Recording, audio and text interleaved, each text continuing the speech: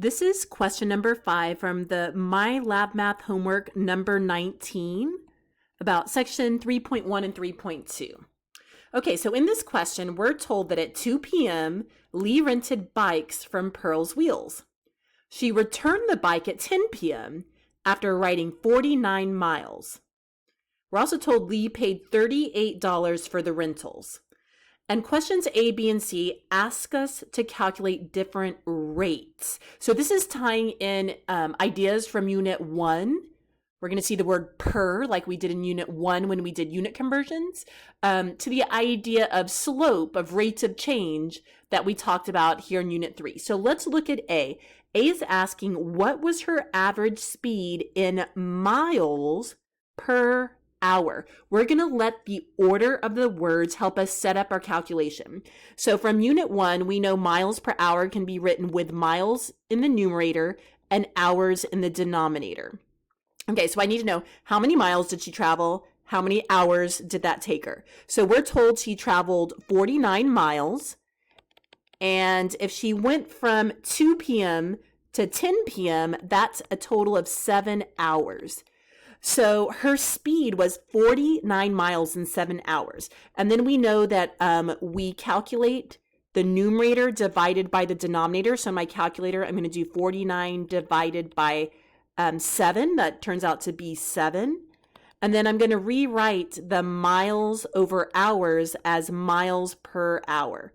So I say that is 7 miles per hour. Okay, so for A, Lee's average speed was 7 miles per hour. Okay, 7 miles per hour. Now let's look at B. B is asking us to calculate her cost per hour. Her cost per hour. Okay, so for B, cost per hour. Her cost was $38 per hour. The number of hours again was 7 hours. So if she paid $38 for 7 hours, then again, I'm just going to do my calculation where I do top number divided by bottom number. So in my calculator, I'll do 38 divided by 7. And I'll round that to the nearest cent. So that's going to be approximately $5.43 when I round per hour. Per hour. So those are my units. So over here for part B, I would write down her rental cost was $5.43. They've already typed the dollar sign and they already put the per hour for me. So the units were taken care of. I just needed to input that number.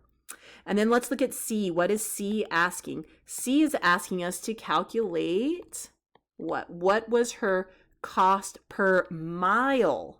Cost per mile. So I'm going to take her cost again, that $38, but this time I'm comparing cost to how many miles she rode, and she rode 49 miles. So again, I'm letting the order of those words help me figure out my numerator and my denominator.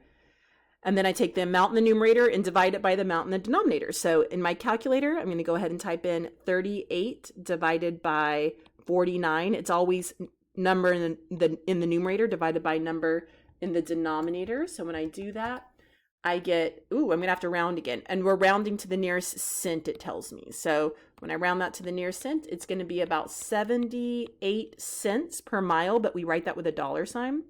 So that's cents per mile. Okay, and then I'll come over here and write that into my answer.